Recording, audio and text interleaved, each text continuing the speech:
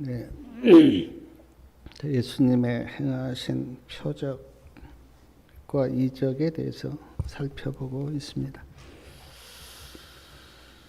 오늘 이 시간에는 요한복음 21장 그물을 배 오른편에 던져 물고기를 잡은 그런 표적을 생각해 보겠습니다. 지난번에 한번 누가복음 5장에 기록되어 있는 깊은 데로 가서 그물을 내려 고기를 잡는 말씀을 보았는데요. 그 말씀은 예수님 공생의 초기에 행한 표적이었고, 오늘 살펴보는 요한복음 21장 말씀은 예수님이 이제 십자가를 지고 돌아가시고 부활하신 후에 행하신 표적입니다. 그러니까 누가복음 5장에 나와 있는 표적과는 다른 표적입니다. 마태복음 28장 10절에 보면 예수님이 부활하셔서 여인들에게 이렇게 말씀하셨습니다.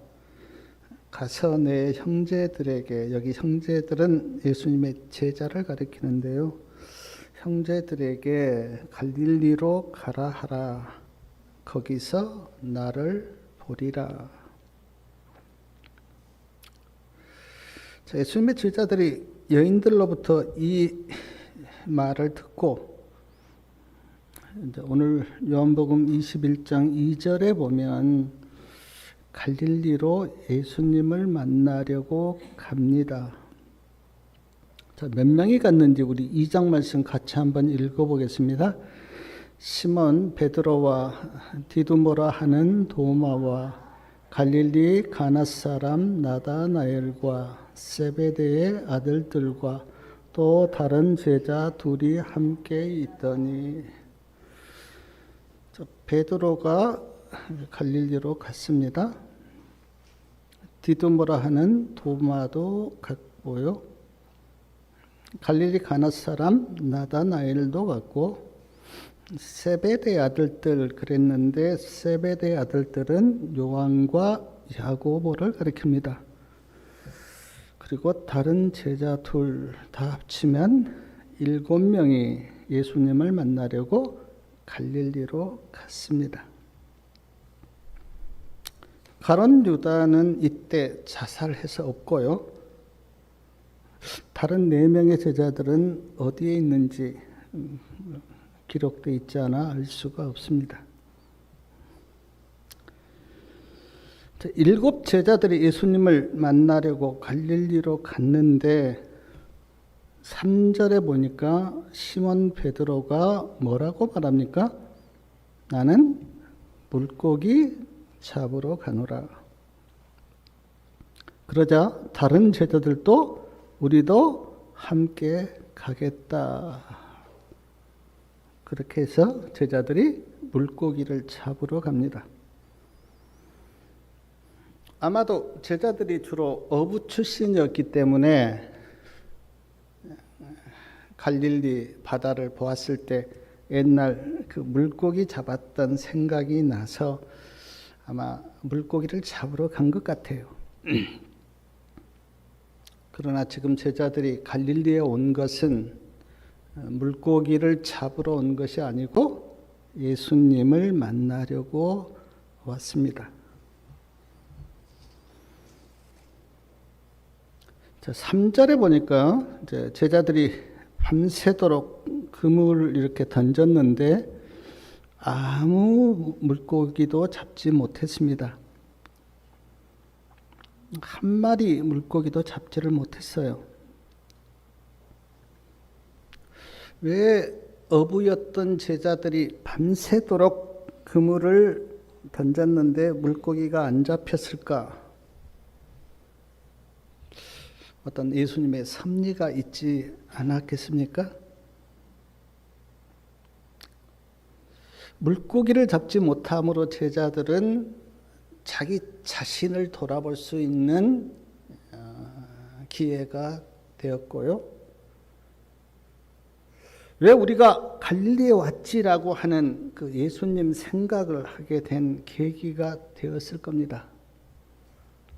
아마 물고기를 많이 잡았다면 이런저런 다 생각 잊어버리고 좋다 하면서 물고기 팔러 이렇게 다녔을 건데, 물고기를 못 잡음으로 말미암아 왜 우리가 갈릴리에 왔는지 자신을 돌아볼 수 있었다는 생각이 듭니다. 사랑하는 여러분, 인생을 다 이렇게 살아오셨는데 어떤 때는 일이 잘 안 되는 것이 하나님 앞에 축복일 수가 있어요. 일이 잘 되었다면 세상으로 갔을 많은 사람들이 일이 잘 안 되고 아픔으로 말미암아 예수님을 찾게 된 경우가 너무나 많습니다. 저도 그런 것 같아요. 저도 아마 세상적으로 잘 풀렸다면 예수님을 찾지 않았을 수도 있었어요. 저도. 근데 제가 몸이 많이 아팠거든요. 그래서 늘 교회가 그리웠고 예수님이 그리웠습니다. 그래서 주님을 믿게 되었어요. 자, 요한복음 21장 4절 말씀 다 같이 한번 읽어보겠습니다. 4절이요. 날이 새어갈 때에 예수께서 바닷가에 서셨으나 제자들이 예수신 줄 알지 못하는지라. 날이 새어갈 때에, 그러니까 새벽에요. 새벽에 예수님이 바닷가에 서셨어요. 시대소망 810페이지에 보니까 이때 예수님이 오신 것은 아닙니다. 먼저 오셔서 제자들이 밤새도록 그물을 내리는 것을 다 지켜보고 계셨어요. 근데 제자들이 예수님을 알아보지 못했다. 왜 제자들이 예수님을 알아보지 못했을까요? 새벽이어서 잘 안 보여서 그랬을까요? 그랬을 수 있죠. 물고기 잡느라 정신이 없어서 예수님을 알아보지 못했을까요? 그랬을 수 있죠. 그리고 예수님을 만나자고 했던 생각을 제자들이 잊어버리고 고기 잡는데 정신이 팔렸을 수도 있고요. 이유를 제가 자세히는 모르겠지만 어쨌든 제자들은 예수님을 알아보지 못했습니다. 사랑하는 여러분, 우리가 날마다 삶을 사는데 얼마나 예수님을 인식하고 사십니까? 예수님은 내 안에 계신다고 하는 말씀 앞에서 우리가 얼마나 예수님을 인식하고 사십니까? 아니면 예수님을 인식하지 못하고 그냥 사십니까? 제자들이 예수님을 만나려고 오기는 왔지만 예수님이 서 계시는데 제자들은 예수님을 알아보지 못했습니다. 요한복음 21장 5절에 보면 예수님이 제자들에게 물으십니다. 얘들아, 너희에게 고기가 있느냐? 몰라서 물으신 것은 아닙니다. 아시면서도 물으셨어요. 너희에게 고기가 있느냐? 그렇게 물으셨어요. 저는 말씀을 이렇게 묵상하면서 너희에게 고기가 있느냐고 하는 이 말씀을 이렇게 들었습니다. 너에게 영생이 있느냐? 너에게 생명이 있느냐? 너에게 예수님의 의가 있느냐? 사랑하는 여러분, 성도님들에게 예수님이 그렇게 물으신다면 너에게 구원이 있고 영생이 있고 의가 있느냐고 물으신다면 어떻게 대답하시겠습니까?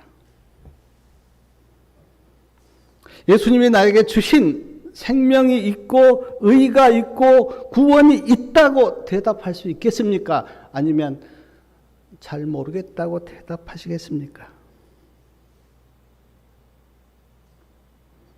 예수님이 나에게 주신 의와 구원과 생명이 있다고 대답할 수 있다면 그 사람은 참 복 있는 사람입니다.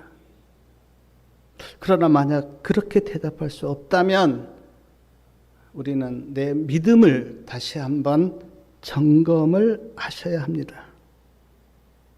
내가 진짜로 예수님을 믿고 있는가? 나에게 주님이 주신 말씀이 있는가? 내 자신을 돌아보셔야 돼요. 제자들에게 너희에게 고기가 있느냐라고 물었을 때 제자들이 없다고 대답하니까 예수님이 6절 말씀하셨는데 6절 말씀 같이 한번 읽어보겠습니다. 가라사대 그물을 배 오른편에 던지라 그리하면 얻으리라 하신대 이에 던졌더니 고기가 많아 그물을 들 수 없더라. 예수님이 뭐라고 말씀하십니까? 그물을 배 오른편에 던지라 그리하면 얻으리라. 왜 배 오른편에 던지라고 예수님이 하셨습니까? 시대소망 811페이지에 보면 예수님이 어디에 계셨습니까? 오른편에. 그러므로 오른편에 그물을 던지라고 하는 이 말씀은 예수님께 그물을 던지라고 하는 말씀이에요. 예수님께.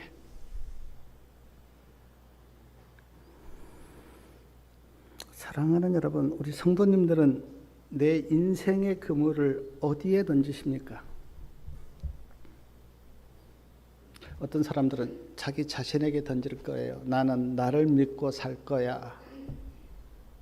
나는 나를 의지할 거야 라고 생각하고 자기 자신에게 인생의 그물을 던지는 사람들이 많습니다. 어떤 사람들은 물질에 던지고요. 어떤 사람들은 쾌락에 자기 인생의 그물을 던지고요. 어떤 사람들은 자기가 좋아하는 연예인, 또 정치인, 그런 사람에게 자기 인생의 그물을 던지고 사는 사람들도 있습니다. 성도님들은 내 인생의 그물을 어디에 던집니까? 예수님은 말씀하십니다. 나에게 던지라. 인생의 그물을 쾌락이나 물질이나 어떤 사람에게 던지지 말고 나에게 인생의 그물을 던지라고 주님은 그렇게 말씀하세요. 예수님께 내 인생의 그물을 던지면요, 예수님 안에 있는 구원과 의와 생명이 내 것이 됩니다. 예수님을 내가 얻으면 예수님 안에 있는 구원과 의와 생명이 내 것이 돼요. 근데 인생의 그물을 예수님께 던지지 않으면 아무것도 얻지 못합니다. 그냥 빈깡 인생이에요. 빈깡통 인생이에요. 인생이 빈손으로 왔다가 주님을 만나면 주님 안에 있는 의와 구원과 생명이 내 것이 되는데 주님을 만나지 못하면 허무하게 빈손으로 가요. 사랑하는 여러분, 내 인생의 그물을 주님께 던지시기 바랍니다. 그것이 복된 사람이에요. 또한 시대소망 811페이지에 보면 오른편이 믿음의 편이다 그렇게 말씀하셨습니다. 오른편이 믿음의 편이다. 물론 주님이 오른편에 계셨기 때문에 믿음의 편이지만 마태복음 25장 양과 염소의 비유에 보면 양과 염소를 오른편과 왼편으로 나누셨어요. 그리고 오른편에 있는 사람에게는 축복하십니다. 너희는 하늘나라에 들어오라. 너희는 의인이다라고 축복하세요. 근데 왼편에 있는 자들에게는 저주하셨습니다. 그래서 오른편은 믿음의 편이고 왼편은 불신의 편. 그렇게 우리가 볼 수가 있습니다. 사랑하는 여러분, 믿음의 작인 히브리서 11장에 보면 반복하여 계속 나온 말씀이 뭐냐면 믿음으로예요. 믿음으로 아벨은, 믿음으로 노아는, 믿음으로 아브라함은, 믿음으로 모세는. 히브리서 11장에 기록되어 있는 사람들은 다 인생의 그물을 누구에게 던진 사람이냐면 예수님께 던진 사람이에요. 믿음으로.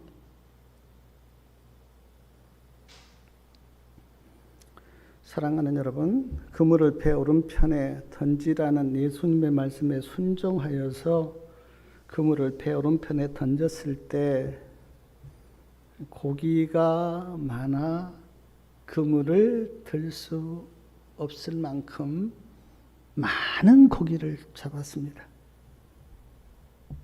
몇 마리인지 우리 그 21장 11절 말씀에 보면 고기 그 마리 수가 나와요. 몇 마리입니까? 153마리, 153마리.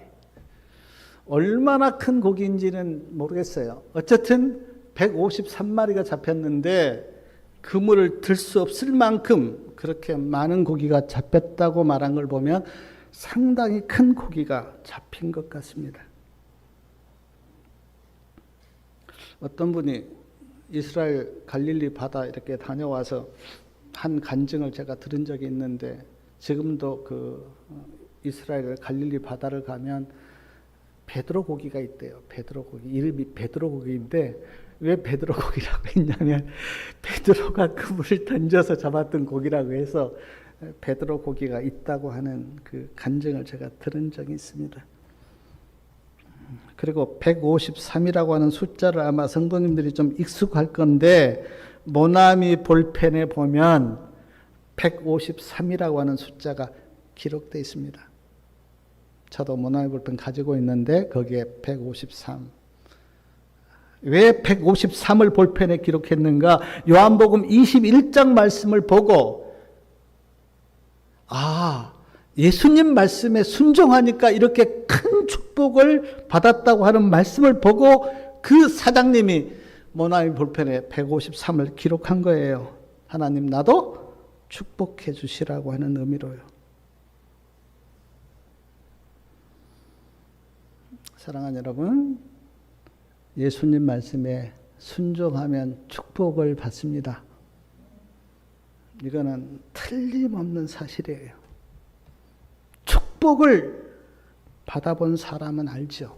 내가 하나님 말씀에 순종하니까 하나님께서 나에게 이렇게 축복하셨다고 하는 걸 알죠. 근데 순종하지 않은 사람은 모르죠. 요한복음 21장 7절에 보니까 예수의 사랑하시는 그 제자가 그랬는데 예수의 사랑하시는 그 제자는 사도 요한을 가리킵니다. 사도 요한이 뭐라고 이야기합니까? 베드로에게 주시라. 처음에는 몰랐다가 사도 요한이 자세히 보니까 예수님이 계신 거예요. 그러니까 주십니다. 이렇게. 그러니까 베드로가 어떻습니까? 옷을 입고 바다에 뛰어들었어요. 베드로는 참 용감한 사람이에요. 예수님이 저기 계신다고 하는 걸 알고는 예수님께 가려고 바다에 뛰어들었습니다. 근데 그 예수님과의 거리가 8절에 보니까 얼마쯤 떨어져 있습니까?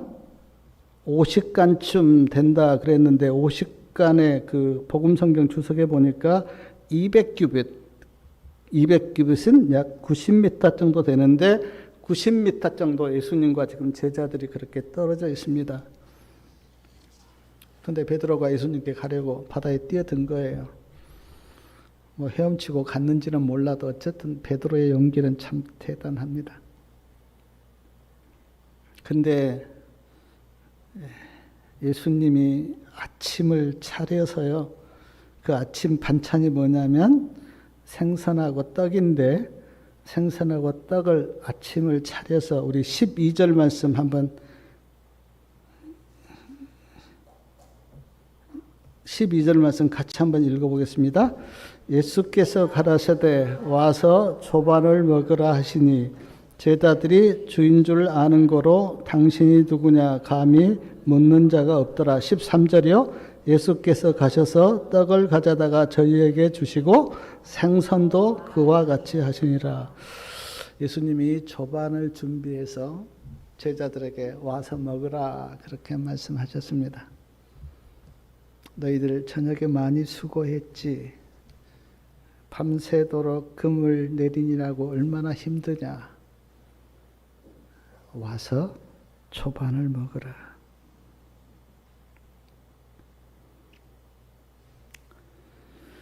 그리고 말씀을 보면 베드로가 회개했다고 하는 증거를 보여주시려고 베드로에게 물으세요. 요한의 아들 시몬아, 내가 이 사람들보다 더 나를 사랑하느냐? 그렇게 물으십니다. 이 말씀에 옛날에 베드로 같다면 장담하면서 큰 소리 치면서 내가 주를 사랑하는 줄 주께서 모르십니까?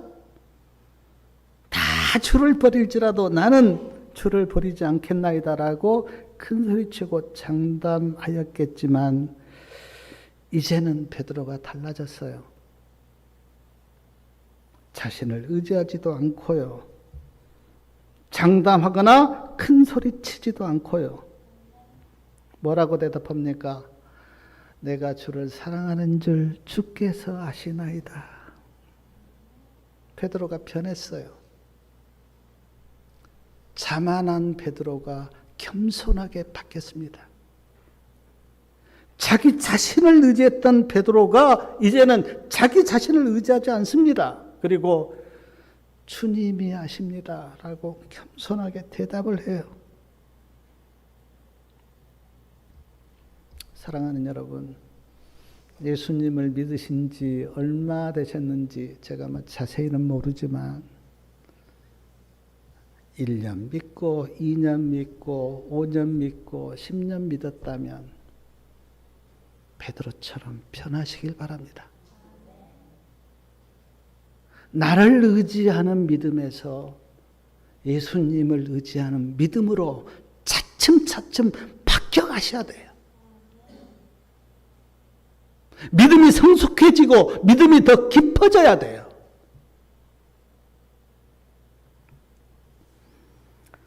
오늘 말씀을 제가 이렇게 묵상하면서 깨달았던 것 몇 가지를 좀 나누고 싶은데, 첫째는 예수님이 먼저 제자들에게 만나자고 했다는 거예요. 이때 지금 제자들의 상태가 어떻습니까? 예수님 버리고 다 도망간 제자들이에요. 십자가 앞에서 우리 예수님 모릅니다라고 다 도망간 제자들에게 예수님이 만나자고 그렇게 요청하셨어요. 제가 이 말씀 앞에서 저를 좀 돌아봤어요. 나 같으면 나를 버리고 간 사람들에게 만나자고 요청할 수 있을까? 잘 못할 것 같아요. 저 같으면. 근데 예수님은 자신을 버리고 떠나간 제자들에게 우리 갈릴리에서 좀 만나자 그렇게 말씀하신 거예요. 요한일서 4장 19절에 우리가 사랑하면 예수님이 먼저 우리를 사랑하셨다고 하는 고백이 나오는데 그렇습니다.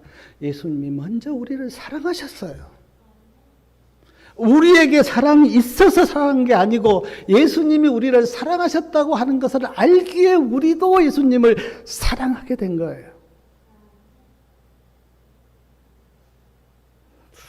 우리가 다 부모의 사랑을 받고 자랐는데, 물론 뭐 모든 사람이 그런 건 아니지만 대다수는 부모의 사랑을 받습니다. 그리고 내 마음속에 부모를 사랑하는 마음이 생겨요. 나에게서 사랑이 있어서가 아니라 부모의 사랑이 흘러왔기 때문에 내 마음도 내 부모지, 나도 사랑했다고 하는 생각이 들어서 다 부모를 섬기잖아요. 제가 참 부끄러운 이야기지만 저도 이제 그 외손녀 딸이 있잖아요. 가면 지손녀 딸이 있잖아요. 가면 마음이 가요. 그리고 내가 데리고 놉니다. 울지도 않아요. 왜 안 울까? 아마 그 애도 내가 할아버지인 줄 아는가 봐요. 사랑이 흘러요, 사랑이. 진실로 내가 사랑하니까 느낌이 있나 봐요. 울질 않아요. 내가 이렇게 보듬고 있어도. 근데 거기 가면 늘 내가 보듬고 있다가 옵니다. 사랑이, 예수님의 사랑이 우리에게 흘러 들어온 거예요. 그래서 오늘 우리가 주님을 사랑한다고 고백할 수 있는 겁니다. 왜 하필 갈릴리에서 만나자고 주님께서 말씀하셨을까? 제가 이렇게 묵상해 봤는데 제자들 고향이 다 거의 갈릴리예요. 갈릴리에서 부름받았어요. 물론 100%는 아니지만 거의가 다. 그리고 예수님과 제자들이 갈릴리에서 보낸 추억들이 많습니다.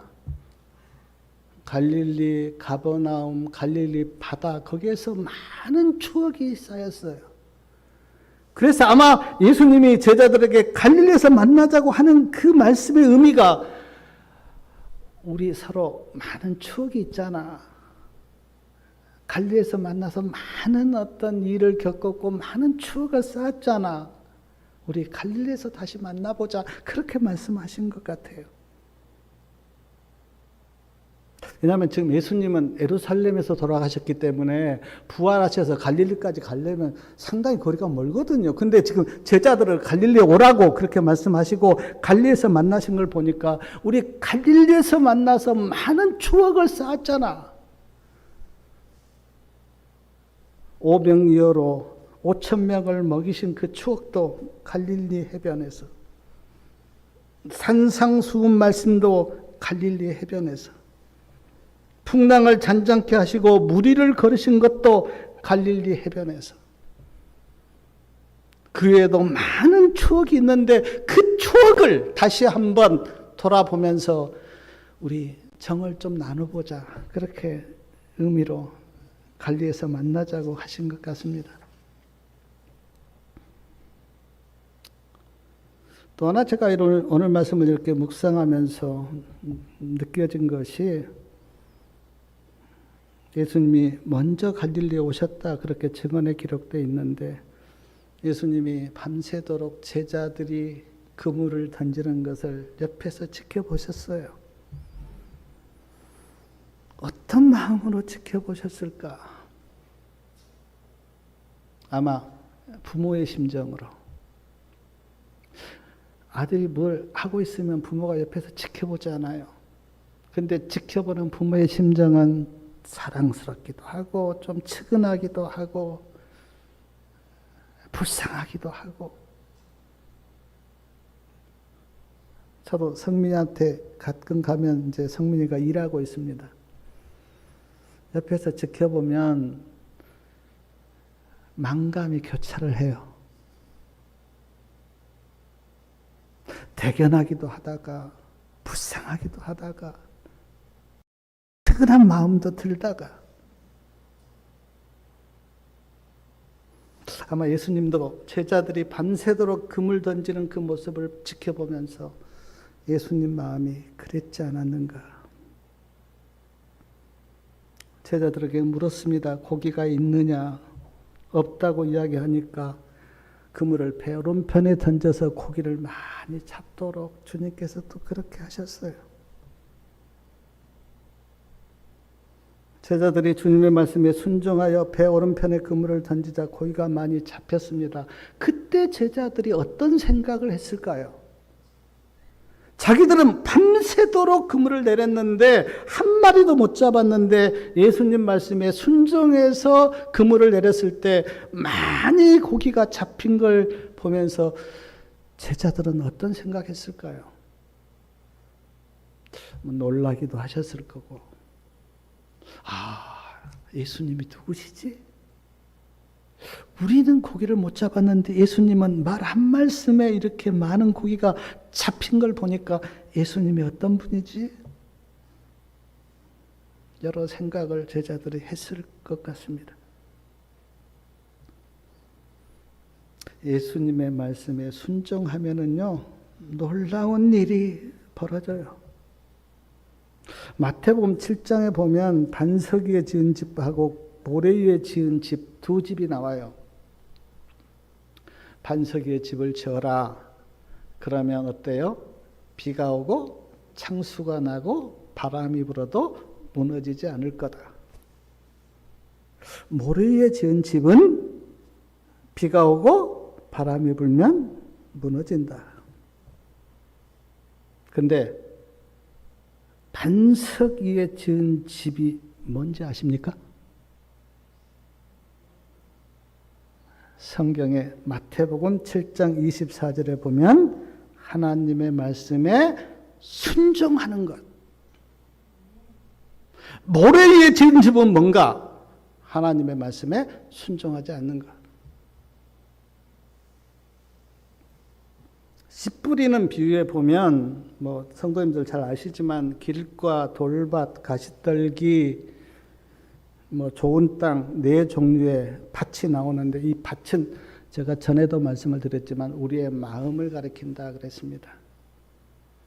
어떤 사람의 마음은 길가처럼 딱딱해요. 어떤 사람의 마음은 돌밭이에요. 어떤 사람의 마음은 가시떨기같이 쾌락의 가시가 마음을 꽉 잡고 있습니다. 어떤 사람의 마음은 좋은 땅이에요. 이것은 하나님께서 그냥 돌밭으로, 가시밭으로, 길가로 그렇게 정해준 게 아닙니다. 우리의 마음의 상태가 다 다른데 여기에 좋은 땅은 100배, 60배, 30배의 결실을 맺었다 그렇게 성경에 나오는데 여기 지금 좋은 땅이 무슨 마음인지 아십니까? 좋은 땅이? 우리 누가복음 8장 15절 하나만 좀 찾아보겠습니다. 누가복음 8장 15절에요. 좋은 땅이 어떤 마음인가?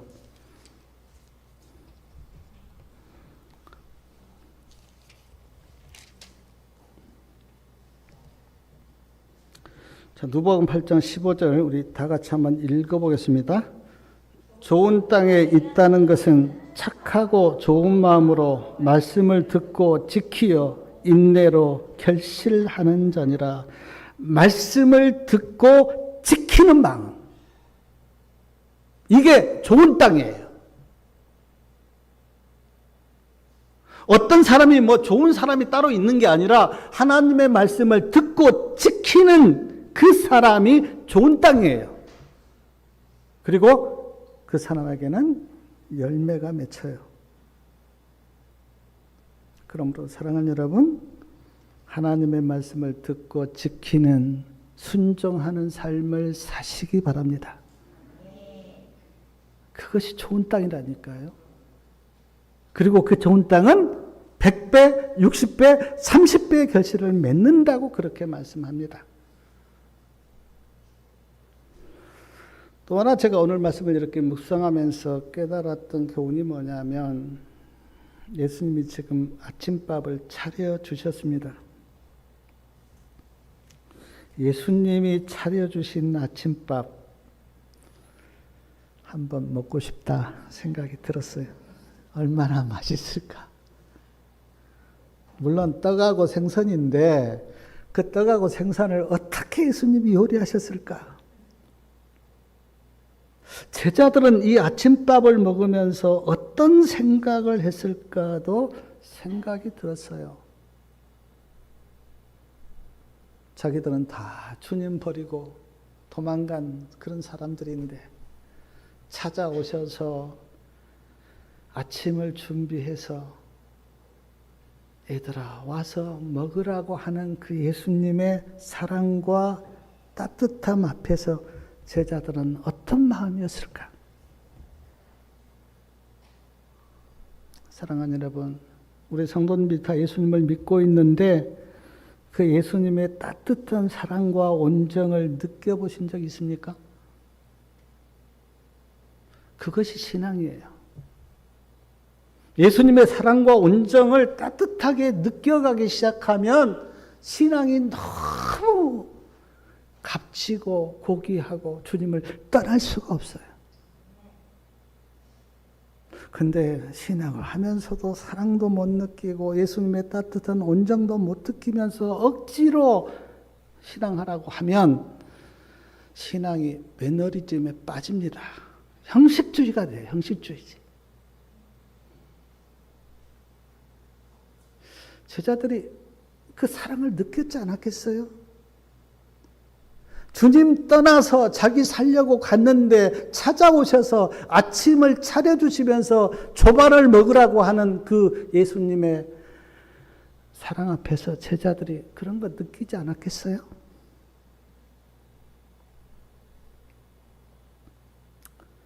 사랑하는 여러분, 사복음서 예수님의 생애를 이렇게 연구하면서 예수님의 사랑을 많이 느끼시길 바랍니다. 성경을 통해서 예수님의 사랑이 와닿지 않으면 시대 소망을 읽으세요.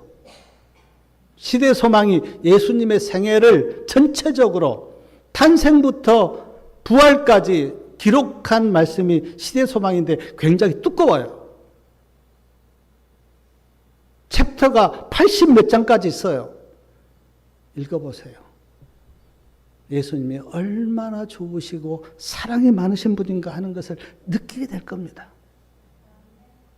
그리고 그 주님이 좋아지고 사랑스러워서 내가 내 인생을 주님께 맡기는 것이 신앙이에요.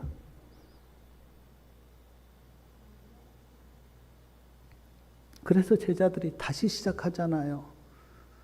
지금까지는 예수님의 사랑 못 느끼고 다 도망갔는데 지금 새벽에 찾아오셔서 아침 차려주시고 조밥 먹으라고 하는 그 주님의 따뜻한 온정 앞에서 제자들이 다시 신앙을 시작하잖아요.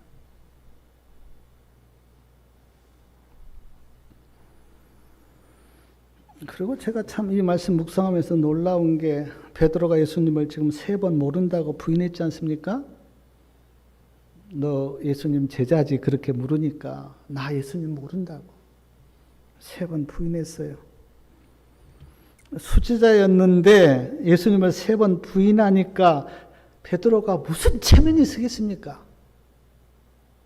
제자들을 볼 면목도 없고 더군다나 예수님 볼 면목은 더군다나 없는데 근데 말씀해 보니까요. 다른 제자들이 베드로를 무시하지 못하도록 예수님이 베드로를 얼마나 챙기는지 몰라요. 베드로에게 말을 걸고요. 베드로 가까이 가서 아주 친한 것처럼 그렇게 이야기하고 베드로를 세워주려고. 3번 부인한 것 때문에 다른 제자들이 베드로를 무시하지 못하도록 예수님이 특별히 베드로를 그렇게 배려하시고 그렇게 베드로에게 잘해주세요. 사랑하는 여러분, 이렇게 좋으신 예수님이세요. 우리가 믿는 예수님이 이런 분이십니다. 저는 단호하게 말합니다. 예수님의 사랑과 은혜가 우리를 붙잡지 않고 있다면 어떤 사람도 끝까지 주님을 믿을 사람이 없을 거다. 우리가 의지가 강해서도 아니고 우리가 사랑이 많아서도 아니고 우리가 믿음이 좋아서도 아니에요. 예수님의 사랑과 은혜가 우리를 붙들고 가기 때문에 우리가 주님을 따라서 믿음으로 가는 거예요. 사랑하는 여러분, 그러므로 어떤 상황에서도 절망하지 마십시오. 주님이 우리 곁에 계세요. 주님이 우리를 품어주시고 우리를 받아주십니다. 제자들이 다 주님 버리고 도망갔던 사람들이에요. 근데 주님이 찾아오셔서 사랑으로 품어주시니까 제자들이 달라진 거예요. 그러므로 우리도 나는 부족하고 나는 믿음이 없지만 예수님 품 안에 다시 들어가면 우리도 이렇게 제자들처럼 변화될 수가 있어요. 그러므로 절망하지 마시고 주님께 가시기를 바랍니다. 주님이 다 우리를 품으로 품어주세요. 저는 늘 그런 생각합니다. 사도 바울이 나 같은 죄인, 개수보다 더 큰 죄인 그렇게 고백했는데 저도 그래요. 저도 나 같은 사람을 주님께서 받아주시다니 그 은혜가 너무 놀랍고 커요. 주님의 사랑이 우리를 품어주십니다. 오늘 말씀 이렇게 좀 깊이 묵상해 보시면서요, 예수님이 부활하셔서 제자들에게 만나자고 하시고 갈릴리에 오셔서 밤새도록 제자들을 지켜보시고 아침을 차려서 제자들에게 와서 조밥 먹으라고 하시고 베드로를 제자들이 무시할까 봐 베드로에게 사랑과 관심을 쏟아서 베드로를 다시 세우시는 예수님의 놀라운 은혜 깊이 묵상하시고 우리 성도님들도 용기를 가지시고 다시 믿음 위에 굳게 서셔서 주님을 사랑하시고 믿음으로 사시기를 바라면서 말씀을 마치겠습니다.